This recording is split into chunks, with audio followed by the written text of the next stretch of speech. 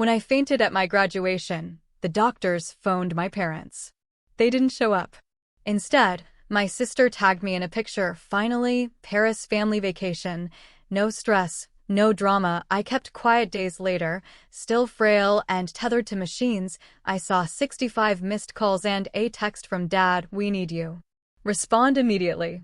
Without hesitation, Can you imagine waking up from emergency brain surgery, scared and disoriented, only to find out your entire family wasn't by your side, but instead, they were halfway across the world, posing for smiling selfies in front of the Eiffel Tower? And their caption? "Finally, no stress, no drama." They meant me. My name is Grace, and I'm 22. Just 2 weeks ago, that's exactly what happened. I collapsed on stage, mid-valedictorian speech, in front of 3,000 people.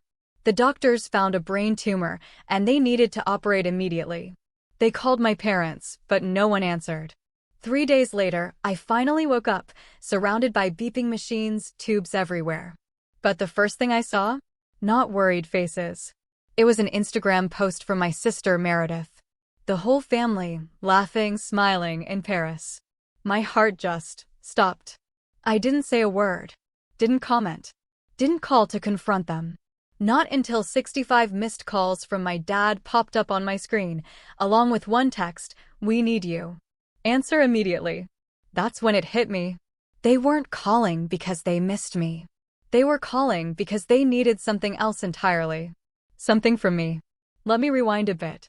For weeks before graduation, I was standing in my childhood kitchen, watching my mom flip through a stack of wedding magazines. Not for me, of course. For Meredith. My older sister had just gotten engaged, and suddenly, our entire universe revolved around her wedding timeline. "Grace," Mom said, barely looking up, "can you pick up the napkin samples from the printer tomorrow? Meredith's too busy with dress fittings." I just stared at her. "Mom, I have finals." But she just waved it off. "You'll manage. You always do." And that's the brutal truth about being the reliable one. Everyone just assumes you'll handle it. I'd been handling everything for 4 years straight, working 25 hours a week at a coffee shop, acing all my classes with a 4.0 GPA, paying my tuition through scholarships and tips. Meanwhile, Meredith's education? Fully funded. Every semester. No questions asked. Never a worry in the world. "Mom," I tried again, my voice casual, "I actually wanted to talk to you about graduation. I need to get something to wear for the ceremony. Maybe we could go shopping this weekend." She finally looked up, but her eyes were already drifting back to the glossy pages. "Sweetie, you're so good at finding deals online. I'm sure you'll figure something out. I need to focus on your sister's engagement party. It's in 2 weeks. My graduation was in 2 weeks too. But that didn't seem to matter." "Grace," her tone sharpened, "your sister is bringing her fiancé's parents. Everything needs to be perfect." I just nodded. I always nodded. Later that evening, I was folding laundry in my old room when I overheard Mom on the phone with her friend, Linda. "Oh, the graduation?" "Yes, she's valedictorian. Can you believe it?" A pause. A little laugh. "But honestly, the timing is terrible. Meredith's engagement party is that same week, and that takes priority." Grace understands. She's always been so independent. Independent. That's the word they use when they mean forgettable. That night, I called the only person who ever really asked how I was doing. Grandpa Howard. He picked up on the second ring. "Gracie, I was just thinking about you." Something in my chest, a knot I didn't even realize was there, just loosened. "Hey, Grandpa. Tell me everything," he said. "How are finals? How's the speech coming along?" I sank onto my bed, phone pressed to my ear. For the next 20 minutes, I actually talked. About my thesis, about the speech I'd rewritten 6 times, about how terrified I was of standing in front of thousands of people. When I finished, Grandpa was quiet for a moment. "Grace," he said softly, "do you have your dress yet? Shoes? Do you need any?" My throat tightened. "I'm fine, Grandpa. Really." He was quiet again, the kind of quiet that meant he didn't believe me. "Your grandmother would be so proud of you," he finally said. "You know that, right? She always said you had her spirit." I never met Grandma Eleanor. She died before I was born. But I'd seen pictures. Everyone said I looked exactly like her. The same dark hair, the same stubborn chin. I'll be there, Grace. Front row. I wouldn't miss it for the world. Thanks, Grandpa. My voice cracked a little. That means a lot. And Grace, he added, I have something for you. A gift. Your grandmother wanted you to have it when you graduated. I've been holding on to it for years. Before I could even ask what it was, Meredith burst into my room. No knock, no warning. Grace, did you use my dry shampoo? I can't find it anywhere. I covered the phone. I don't use your stuff, Meredith. She rolled her eyes, flashing her engagement ring like a weapon. Whatever. Oh, congratulations on the valedictorian thing, I guess. Then she was gone, as quickly as she'd appeared. Grandpa heard everything. He said nothing, but his silence spoke volumes. 1 week before graduation, I was running on 4 hours of sleep, 3 cups of coffee, and pure, unadulterated spite. Finals were finally done. My thesis submitted. I'd been pulling double shifts at the coffee shop because rent was due, and there was no way I was asking my parents for help. They'd just use it as ammunition later. We helped you with rent that one time, remember? My head had been pounding for 3 days straight. I told myself it was just stress. It was always just stress. Mom called while I was wiping down tables after closing. Grace, I need you home this weekend. The engagement party is Saturday, and I need help with setup. Mom, I'm working. Call in sick. Meredith needs you. I gripped the phone so hard my knuckles turned white. What about what I need? Silence. Then, Grace, don't be dramatic. It's one weekend. Your sister only gets engaged once, I thought bitterly. Asterisk, and I only graduate once. Valedictorian. For years of perfect grades while working myself to exhaustion. Asterisk, but I didn't say that. I never said that. Fine. I'll be there. I hung up and immediately felt the familiar ache behind my eyes intensify. The room tilted slightly. I grabbed the counter. You okay? My coworker, Jamie, looked genuinely concerned. Yeah, just tired. That night, I had a nosebleed that wouldn't stop for 15 minutes. It's the dry air, I told myself. It's nothing. On the drive home, a text from Meredith. Don't forget to pick up the custom napkins and wear something nice. Tyler's parents will be there. Not, how are you? Not, thanks for helping. Just orders. My phone buzzed again. Dad, this time. Can you pick up Aunt Carol from the airport Friday? Mom and I are busy with Meredith's party prep. I pulled over to the side of the road. My hands were shaking, and I couldn't tell if it was rage or something else entirely. Rachel showed up at my apartment unannounced with Thai food and the most worried expression I'd ever seen. You look like death, she said, pushing past me into the kitchen. Thanks. Love you too. Rachel Miller has been my best friend since freshman orientation. She's the only person who's ever seen me cry over my family. She's also brutally honest, which I both love and hate. Grace. She set down the food and turned to face me, arms crossed. When's the last time you slept? Actually slept. I sleep. Liar. She wasn't having it. I talked to Jamie. She said you almost passed out at work yesterday. I was just dizzy. It's final stress. It's your family stress. Rachel's voice softened. Grace, you're destroying yourself for people who won't even show up to your graduation. They're coming to graduation, are they? I opened my mouth to argue, then closed it because the awful truth was I didn't know. Mom hadn't mentioned it in weeks. Dad kept forgetting the date. Meredith didn't even know I was valedictorian. They'll come, I said weakly. It's my graduation. Rachel sat down across from me. Babe, in 4 years, they haven't come to a single award ceremony. Not one. Remember when you won that teaching fellowship? Who was in the audience? You and Grandpa. Exactly. She reached across the table and took my hand. Grace, you don't have to keep setting yourself on fire to keep them warm. They're not even looking at the flame. My eyes stung. I blinked rapidly, trying to keep the tears back. That night, after Rachel left, I was brushing my teeth when my vision suddenly doubled. I gripped the sink. The headache was back, worse than before.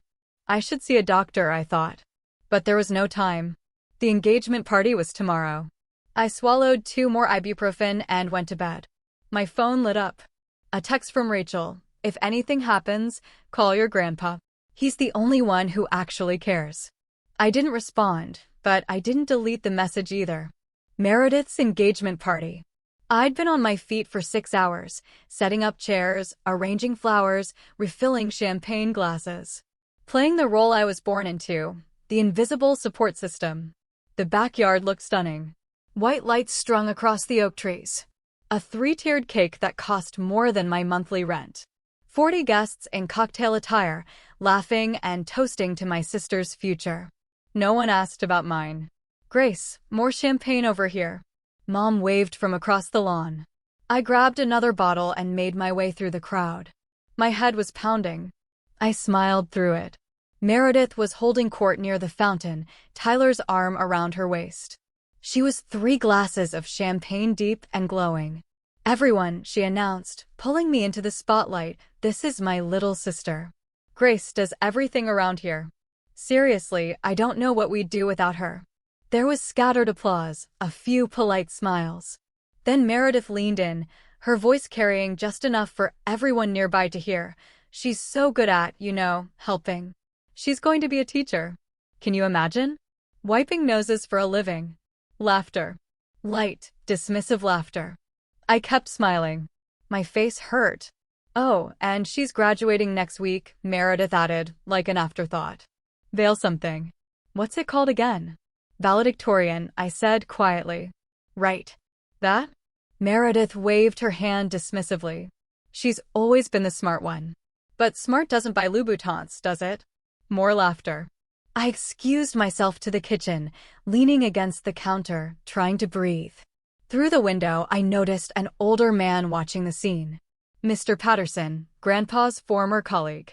His expression was unreadable. My phone buzzed. A text from an unknown number. Your grandfather should know how your family treats you. I looked up. Mr. Patterson raised his glass slightly in my direction, then turned away. My hands were trembling. But this time, I didn't think it was just the humiliation. After the party, I was alone in the kitchen, elbow deep in dishes. Everyone else was in the living room, cooing over engagement photos. Mom walked in, face flushed with wine and satisfaction. Grace, I have wonderful news. I didn't turn around. What is it? We're going to Paris. The whole family. Tyler's treating us to celebrate the engagement. My hands stopped moving in the soapy water. Paris. When? Next Saturday. We fly out Friday night. Friday night. My graduation was Saturday morning. Slowly, I turned around. Mom, my graduation is Saturday. She waved her hand dismissively. I know, sweetie, but the flights were already booked when we realized Tyler got such a good deal. You're missing my graduation for a vacation, I stated, not asking. Don't say it like that. Mom frowned. It's not just a vacation. It's for your sister. I'm valedictorian, Mom. I have to give a speech. And you'll be wonderful. You don't need us there, Grace. You've always been so self-sufficient. I stared at her, waiting for her to hear herself, waiting for something to click. Nothing did. Dad agrees with this. As if summoned, Dad appeared in the doorway. He couldn't meet my eyes. Grace, your mother and I discussed it. Meredith needs family support right now. She's going through a big life change and... He trailed off, then seemed to find his footing. Graduating valedictorian isn't a big life change. You're strong. You don't need us the way your sister does. His voice was tired, like he'd already fought this battle and lost. The room tilted. I grabbed the counter. Grace, Mom's voice sounded far away. You look pale. I'm fine, I managed. I wasn't fine. My vision was blurring at the edges. The headache was screaming now. A sharp pressure behind my left eye. I need to go, I mumbled. Early shift tomorrow. I walked out before they could respond. In the car, I sat in the darkness for 10 minutes. Then I drove to my empty apartment and cried until I couldn't breathe. 3 days before graduation, I was lying on my apartment floor because getting up felt impossible. Rachel's voice crackled through speakerphone. They're skipping your graduation for a vacation. A vacation? It's for Meredith's engagement. Grace, stop making excuses for them. I'm not making excuses. I'm just accepting reality. That's worse. I stared at the ceiling. There was a water stain shaped like a broken heart. Fitting. For years, Rachel continued, her voice softer now. For years you worked yourself half to death, and they can't postpone one trip? Apparently not. She went quiet, then, how are you feeling, physically? I mean, you sounded weird on the phone yesterday. I'm fine, Rach.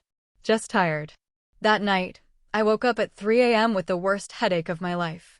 The pain was so intense I actually whimpered. I stumbled to the bathroom. Blood. My nose was bleeding again. Heavy this time. It wouldn't stop.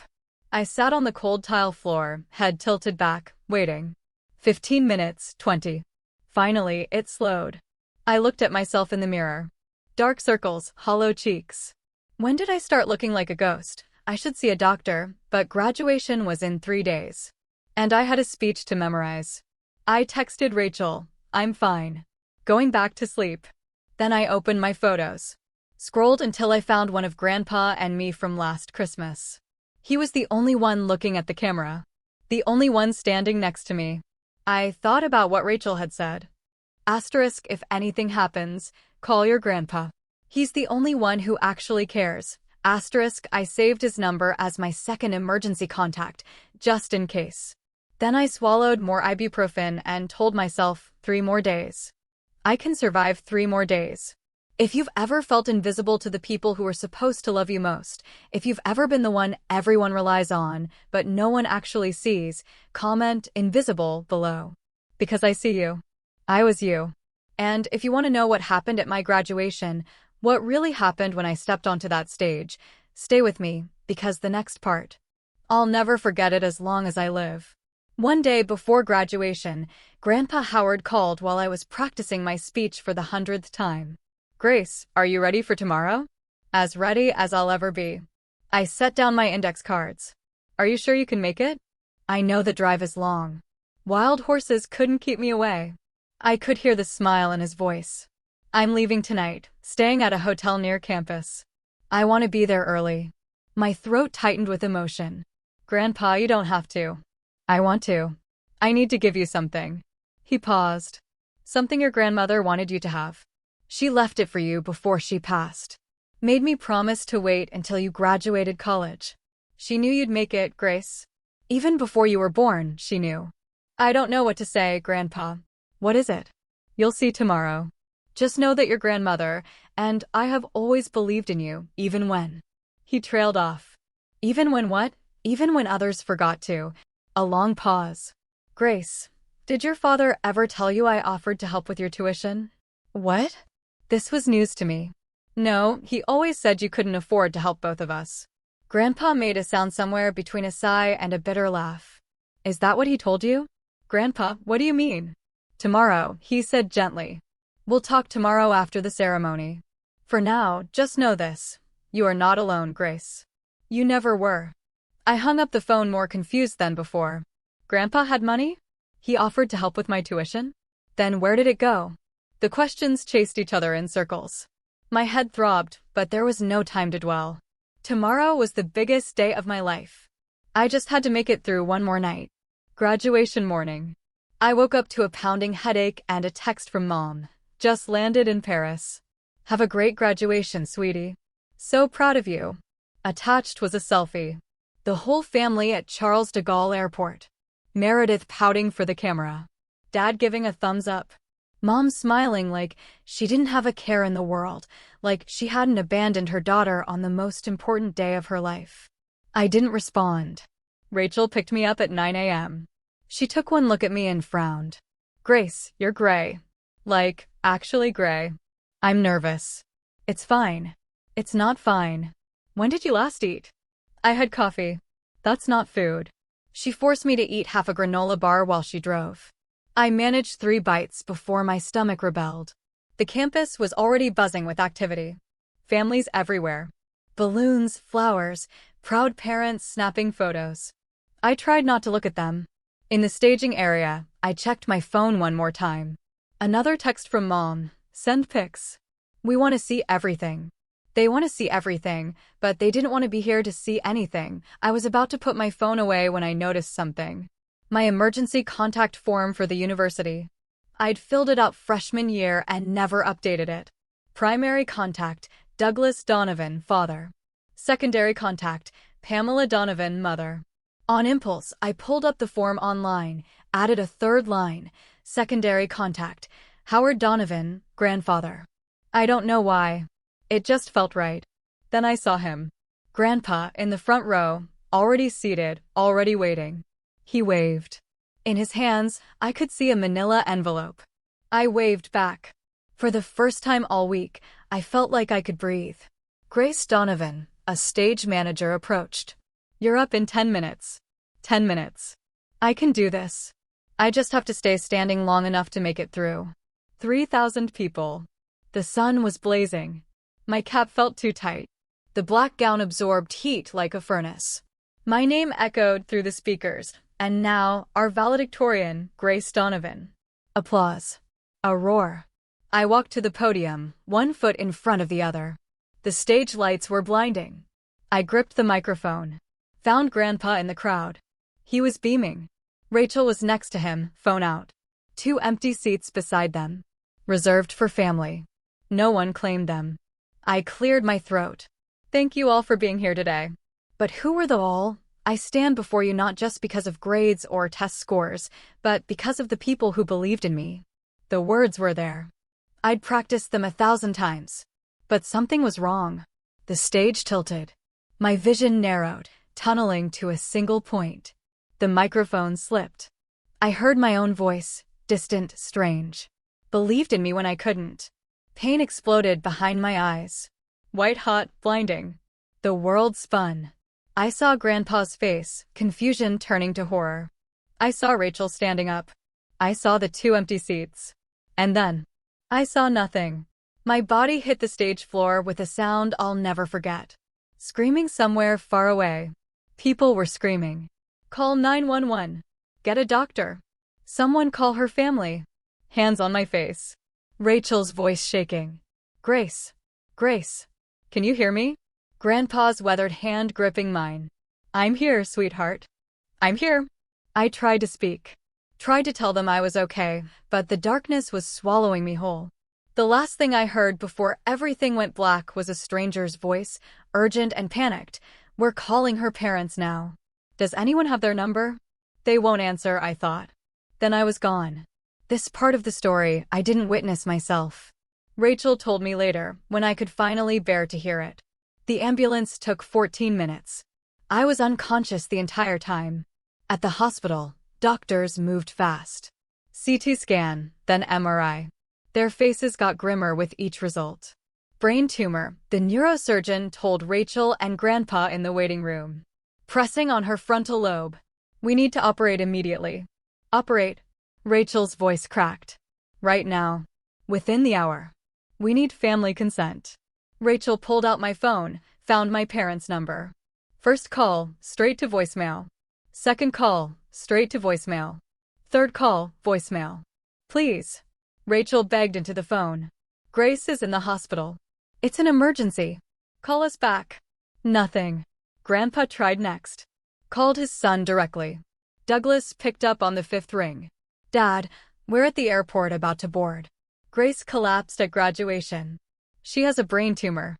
She's in surgery in 40 minutes. Silence on the other end. Then Douglas's voice, strangely calm. Dad, we're about to take off. Can you handle things? We'll call when we land. Rachel told me Grandpa's face turned to stone. Your daughter is about to have emergency brain surgery, he said slowly, every word dripping with ice. And you're asking me to handle it?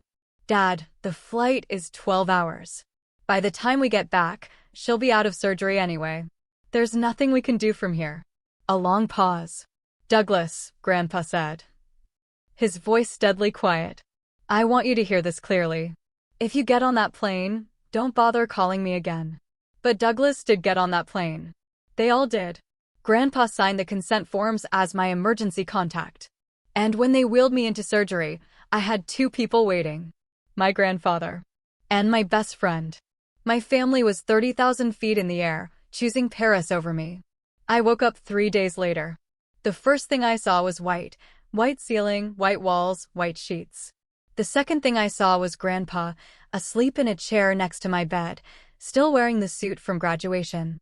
The third thing I saw was Rachel, curled up on a cot in the corner, dark circles under her eyes. I tried to speak. My throat felt like sandpaper. Rachel stirred, opened her eyes, saw me. Grace. She was at my bedside in seconds, tears streaming. Oh my God, Grace. Grandpa woke. His face crumpled with relief. My girl, he whispered. My brave girl. I tried to form words. What happened? Rachel and Grandpa exchanged a look. The kind of look that tells you something is very, very wrong. You had a brain tumor, Rachel said carefully. They removed it. You're going to be okay. Surgery?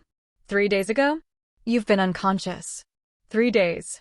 I turned my head, saw my phone on the nightstand, charging. My parents, another look exchanged. Rachel handed me the phone.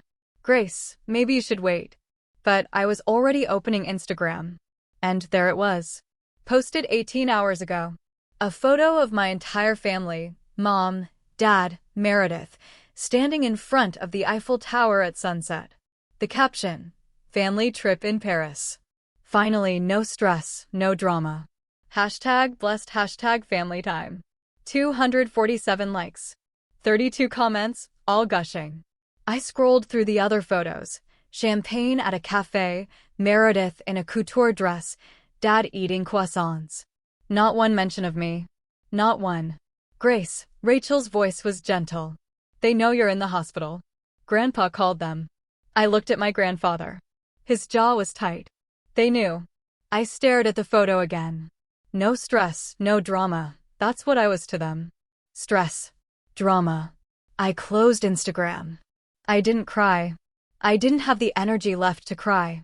For days after surgery, I was getting stronger. The doctors said the tumor was benign. They caught it just in time. I didn't post on social media. Didn't comment on Meredith's photos. Didn't call to confront my parents. I just existed. Healed. Tried to process. Grandpa visited every day. Rachel practically lived in my hospital room. The nurses knew them both by name now. You need to eat more, Grandpa said, pushing a container of soup toward me. I'm not hungry. Grace Eleanor Donovan, he said, his voice firm but gentle. You will eat this soup or I will spoon-feed you myself. I almost smiled. Almost. That evening, Rachel went home to shower. Grandpa fell asleep in his chair. I was finally alone with my thoughts. That's when my phone lit up. 1 missed call from Dad. 5 missed calls from Dad. 20 missed calls from Dad.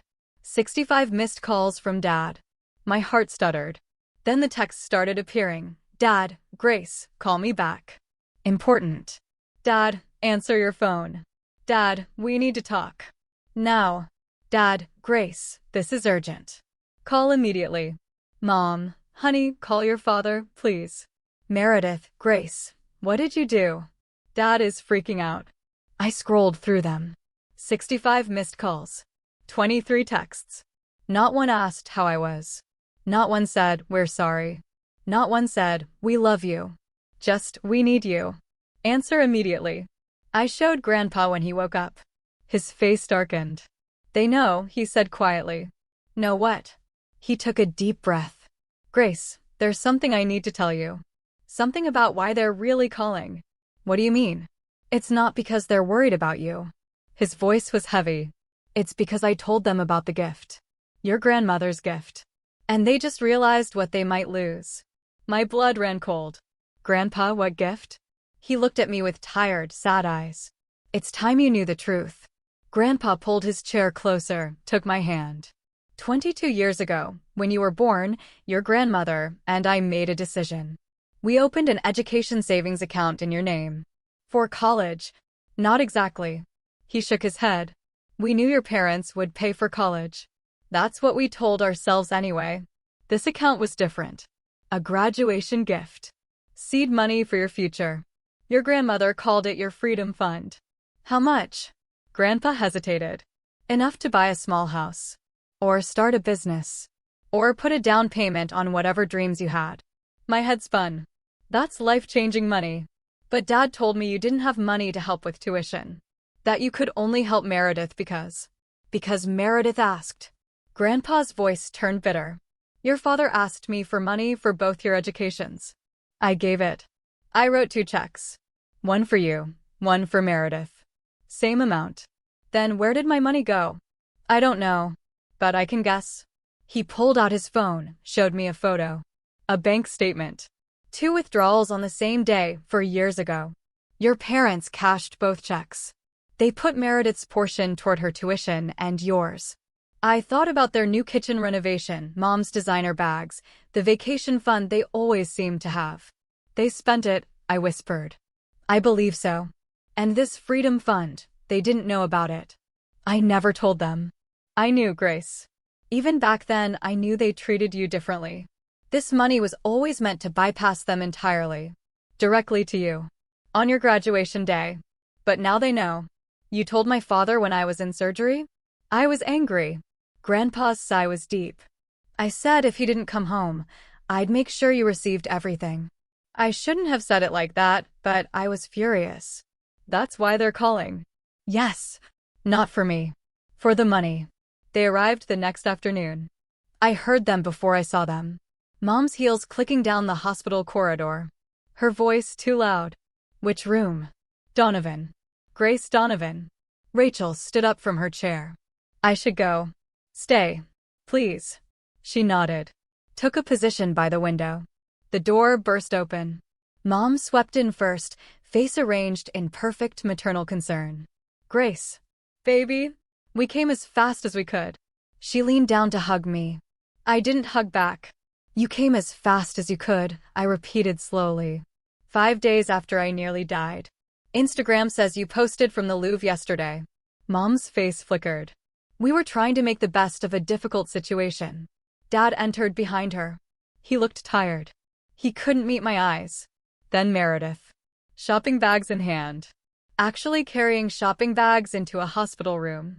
Hey, Grace. She didn't approach the bed. You look better than I expected. Rachel made a sound in the corner. I didn't look at her, but I could feel her rage from across the room. Meredith, I said calmly. I had brain surgery. I know. That's so crazy, right? She set down her bags. Anyway, we cut the trip short, so you're welcome. The room fell silent. Then Mom cleared her throat. Grace, sweetheart, we should talk as a family.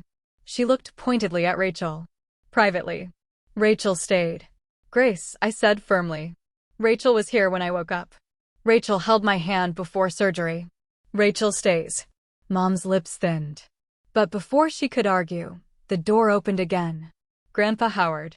The temperature in the room dropped 10 degrees. Dad stiffened. Douglas. Grandpa's voice was ice. Meredith. He walked to my bedside, took my hand. I see you finally found time in your schedule. Mom started to speak. Grandpa cut her off. Don't. Just don't. If your family has ever come running back, not because they missed you, but because they needed something from you, drop "they came back" in the comments. I know that feeling. I know how it hollows you out. But here's the thing. What happened next in that hospital room? It changed everything. I'd been waiting my whole life to say what I was about to say. So hold on, because this is where it gets real. Dad tried first. Dad, can we talk about this rationally? Rationally? Grandpa's voice was quiet, which was somehow worse than yelling. Your daughter collapsed on stage. She had a brain tumor. The hospital called you 47 times. We were on a plane. Mom interjected. You weren't on a plane. You were at the gate. I talked to you, Douglas. You chose to board anyway.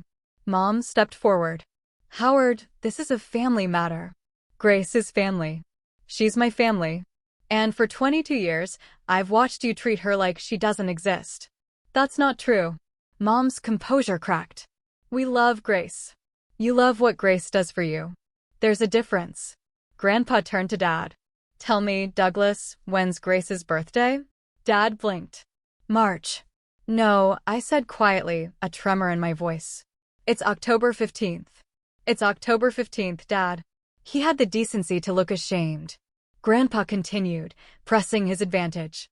What's her favorite book? Her best friend's name? What job did she just accept after graduation? Silence. Rachel's jaw was tight. She knew all these things. She'd known them for 4 years. Meredith rolled her eyes. Grandpa, this is ridiculous. We didn't fly all the way back to play 20 questions. No, Grandpa said, his voice cutting through her petulance. You flew back because you heard about the money. The word landed like a bomb. Mom's face went pale. We came because Grace was sick. You came because I told Douglas that Grace would receive her inheritance directly, without you as intermediaries. Grandpa's eyes were hard as steel. Suddenly, after 4 years of ignoring her, you're concerned about her welfare. That inheritance belongs to the family. Mom snapped. That inheritance belongs to Grace. Grandpa's voice rose for the first time, a roar of righteous anger.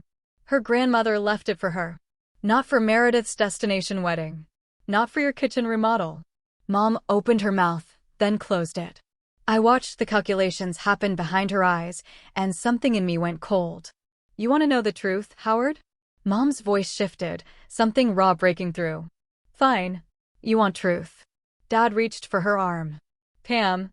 She shook him off. No. He wants to make me the villain? Let's have it out. She turned to me. Her eyes were wet, but not with guilt. With something older, something wounded. You want to know why I've always kept my distance from you, Grace? Because every time I look at you, I see her. Who? Eleanor. Mom spat the name like poison. Your precious grandmother. The woman who spent 30 years making me feel like I wasn't good enough for her son. Grandpa went very still. The first time I came to this family, Mom continued, her voice trembling with decades of suppressed pain, Eleanor looked at me like I was dirt under her shoes. 26 years of snide comments. 26 years of, Douglas, are you sure about this one? 26 years of never being enough. And then she died, and I thought, finally. Finally, I can be accepted, Mom laughed bitterly. But then you were born, Grace. And you looked exactly like her. Same eyes, same stubborn chin, same everything. That's not Grace's fault, Rachel said sharply, unable to hold back. I know that. Mom quieted her, almost hysterically. I know that. But every time I looked at her, I saw Eleanor judging me. I couldn't. She broke off, covering her face. I should feel sympathy. Part of me did. But another part of me thought, I was a baby. I was a child. I spent 22 years wondering why my mother couldn't love me. And the answer is because I have my grandmother's face. A woman I never even met, Mom, I said slowly, my voice surprisingly steady. I'm not Grandma Eleanor. I know, she choked out. Do you? I pressed. Because I've spent my whole life paying for something I didn't do. She didn't answer. That told me everything. I pushed myself up against the pillows. My body was weak, but my voice was strong. Mom, I understand now. You had a painful relationship with Grandma. You felt judged. That hurt you. Hope flickered in her eyes. But that is not my fault. The hope dimmed. For 22 years, I've done everything right. Perfect grades, no trouble. I worked 3 jobs so you wouldn't have to pay for my education. I showed up to every family event. I helped with every party, every holiday, every crisis. Grace, I'm not finished. Mom began, trying to reclaim control. I am. My voice didn't waver. I did all of that because I thought if I tried hard enough, you would finally see me. Finally love me the way you love Meredith. Meredith shifted uncomfortably. But I was wrong. Because you were never going to see me. You were always going to see her. I turned to Dad.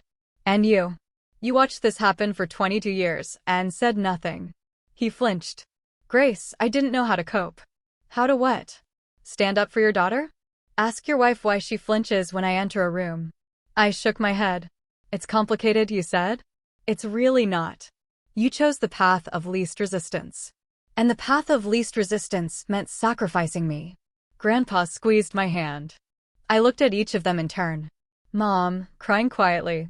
Dad, staring at the floor. Meredith, arms crossed, defensive. I don't hate you, I said, my voice softening just a fraction. Any of you. But I also can't keep pretending this is normal. I can't keep being the invisible one. What do you want? Dad asked quietly. I took a breath. I want you to see me as a person, not as a ghost, not as a burden, not as someone who exists to make your lives easier. And if we can't? He finally met my eyes. Then I'll mourn the family I wished I had, and I'll build a new one. The room was silent. I turned to Grandpa. I want to talk about Grandma's gift. He nodded, pulled the manila envelope from his jacket, the same envelope he'd brought to graduation. This is yours, he said. Your grandmother set it aside 25 years ago. It's been growing interest ever since. I took the envelope.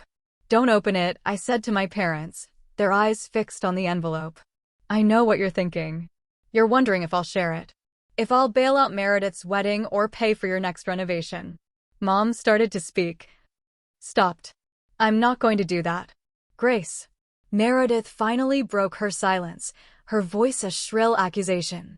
That's so selfish. Grandma would have wanted. Grandma wanted me to have it, not you. But we're family. Family? I almost laughed, a dry, bitter sound. You're using that word now? After you posted Instagram photos from Paris while I was in brain surgery. Meredith's face drained of color. I didn't know it was that serious. Because you didn't ask. She fell silent. I looked at Mom. I'm not taking this money to hurt you. I'm taking it because it's mine. Because Grandma wanted me to have options. To not depend on people who see me as an afterthought. What about us? Dad asked, his voice raw. Are we just supposed to lose you? You already lost me. My voice softened just slightly. Years ago. When you stopped showing up. When you stopped asking how I was. When you let me become invisible. I took a breath. But I'm not shutting the door completely. If you want to be in my life, really in my life, you have to earn it. You have to see me as Grace, not as Eleanor's ghost, not as Meredith's backup. Just me. And if we try? Mom's voice was small, tentative. Then we can start over. Slowly. With boundaries. What kind of boundaries? I looked her in the eye. I'll let you know when I'm ready. Meredith moved first. She grabbed her shopping bags, face tight with anger. This is insane. You're choosing to tear this family apart over money. This isn't about money, Meredith. Really? Because it sounds like. I nearly died. You went shopping. She froze. I'm not saying that to make you feel guilty. I'm saying it because you need to hear it. You need to understand what it felt like to wake up in a hospital bed and see your family posing in front of the Eiffel Tower. Her lower lip trembled. For a moment, I saw something crack behind her eyes. Then she walked out. The door clicked shut behind her. Mom was crying now. Real tears. The kind that can't be faked. I'm sorry, she whispered. I'm so sorry, Grace. I know. I was wrong. I was so wrong. I know, Mom. But I don't know how to fix it. Neither do I. Not yet. I paused. But if you really want to try, you have to get help. Talk to someone. A therapist. Work through whatever Eleanor made you feel. So you stop projecting it onto me. She nodded, wiped her eyes, and left without another word. Now it was just me, Dad, Grandpa, and Rachel. Dad sat down heavily in the chair beside my bed. Grace, he said quietly. I failed you. He took a long, shaky breath. Yes. I should have protected you. Yes, I told myself you were strong, that you didn't need me. But that was just an excuse. It was. He looked at me, for the first time maybe ever really looked at me. I can't undo 22 years. But, can I try to do better? I studied his face, the genuine remorse there. Call me next week, I said finally. Ask me how I'm doing. And actually listen to the answer. He nodded, stood, squeezed my hand once. I will. Then he was gone too. 2 weeks later, I was discharged from the hospital with a clean bill of health. The tumor was gone. The doctors called it a miracle. I called it a second chance.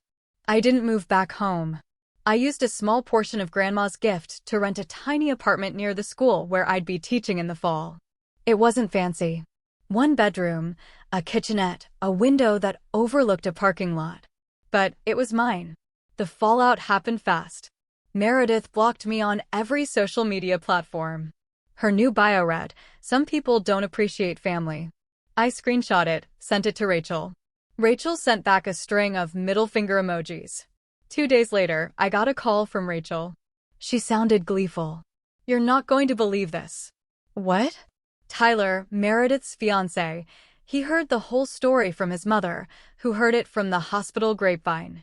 Rachel was practically bouncing. "He's reconsidering the engagement." I didn't feel triumphant, just tired. That's not what I wanted. I know, but still. A week after that, I saw on Facebook that the engagement party photos had been deleted. Then the engagement announcement itself. Mom texted me, "Meredith is devastated. I hope you're happy." I stared at the message for a long time. Then I typed back, "I'm not happy about her pain, but I'm not responsible for it either." She didn't respond. Dad, to his credit, did call. The following Tuesday, right when he said he would. "Hi, Grace." "Hi, Dad. How are you feeling?" "Better. Still tired, but better." A pause. Then, "What did you have for dinner last night?" I almost smiled. Such a small question. But he'd never asked it before. "Pasta," I said. "With Rachel." "That sounds nice." It was awkward. Stilted. But it was something. For now, it was enough. I was standing in my new classroom arranging desks. 8th grade English. 26 students, starting Monday. Rachel was helping me hang posters, or rather, criticizing my poster placement while eating my chips. "A little to the left," she said, mouthful. "No, you're left. I don't know why I keep you around." "Because I'm delightful and you love me." I couldn't argue with that. The room was starting to look like mine. Bookshelves I found at a thrift store. A reading corner with mismatched pillows. A bulletin board that said, "Every voice matters." My phone buzzed. "Grandpa. How's the setup going?" "Almost done." "Are we still on for dinner Sunday?" "Wouldn't miss it." I heard him smile through the phone.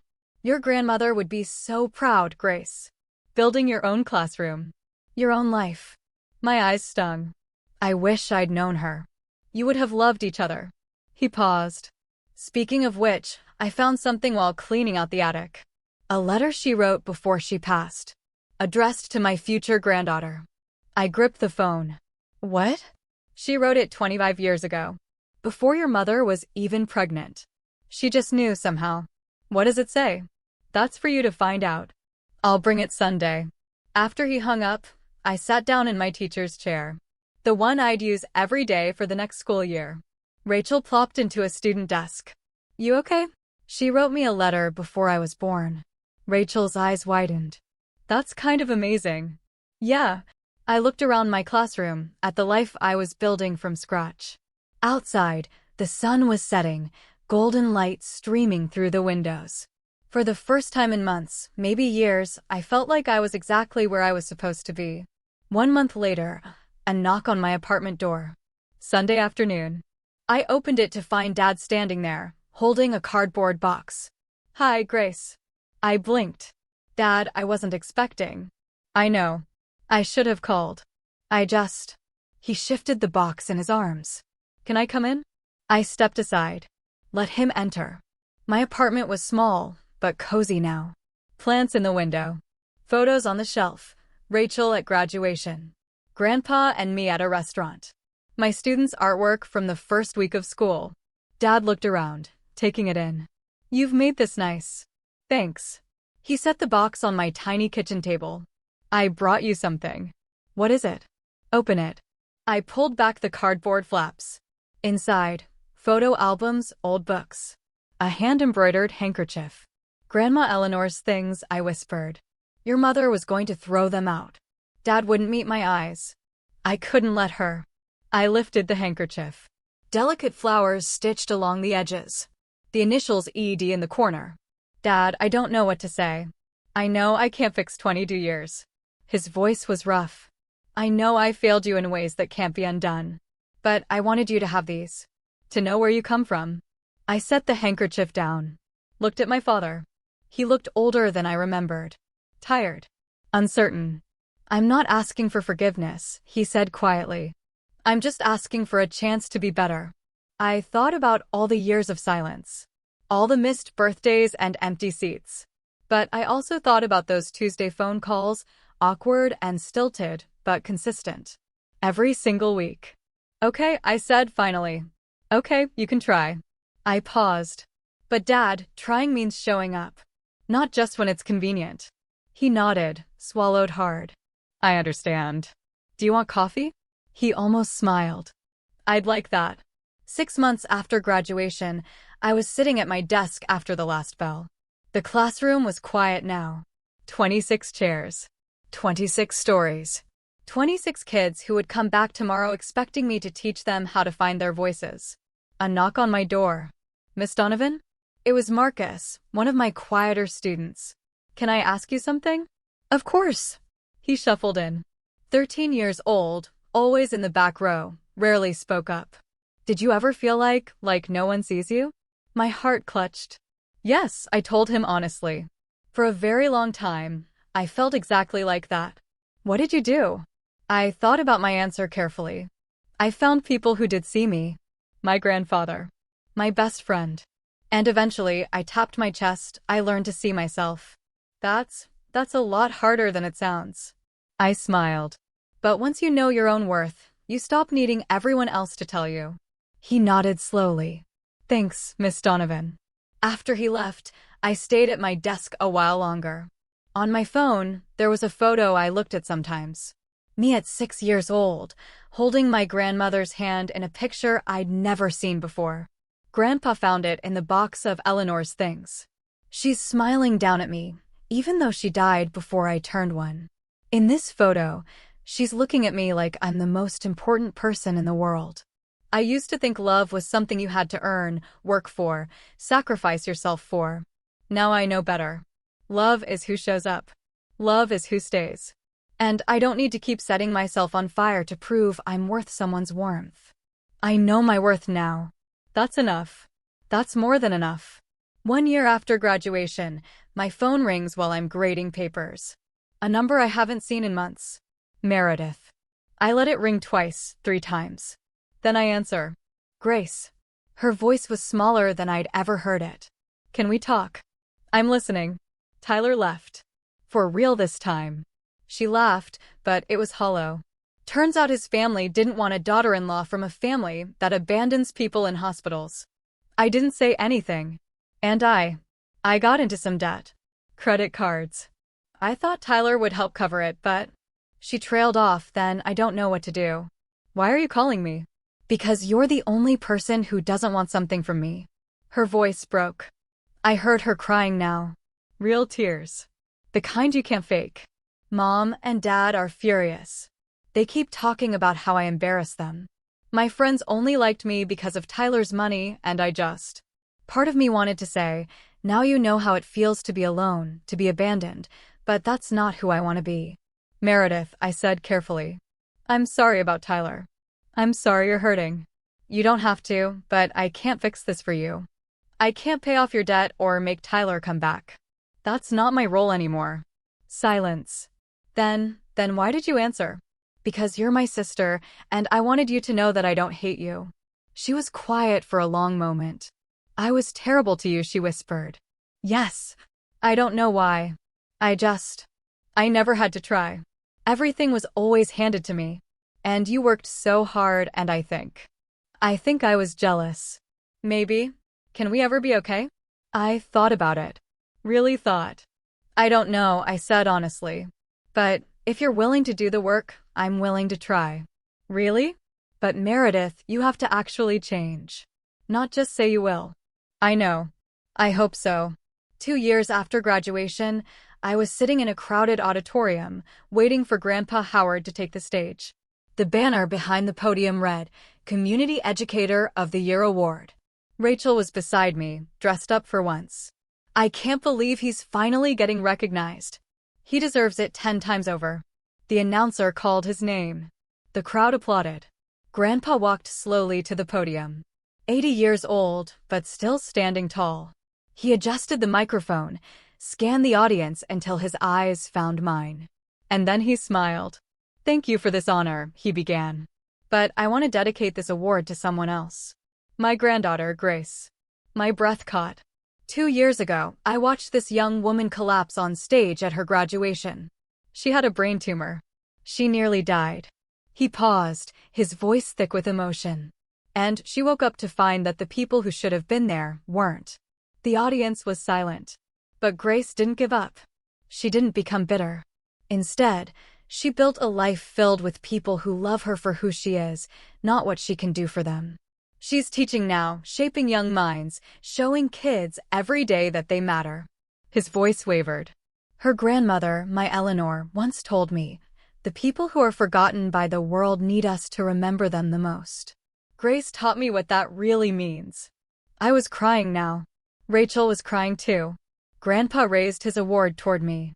This belongs to you, sweetheart, for having the courage to choose yourself. After the ceremony, I hugged him so tight, I thought I might never let go. I love you, Grandpa. I love you too, Grace. Your grandmother would be so proud. I know, I whispered. I finally know. My family is complicated. It always will be. Dad calls every Tuesday. Mom sends cards on holidays now, careful and polite. Meredith is in therapy. We text sometimes. But my real family? They're the ones who showed up. The ones who stayed. Rachel. Grandpa. My students. And finally, myself. If you've made it this far, I want to share something with you. I used to wonder why my mother couldn't love me. Why I had to work twice as hard for half the recognition. Why I was invisible in my own family. Now I understand. My mother wasn't a villain. She was a wounded person who never healed from her own pain. Psychologists call it projection, when someone's unresolved trauma spills onto someone else. She saw her mother-in-law in my face. And instead of dealing with that wound, she let it poison our relationship for 22 years. And me? My weakness was my desperation for approval. I kept believing that if I tried harder, sacrificed more, achieved enough, they would finally see me.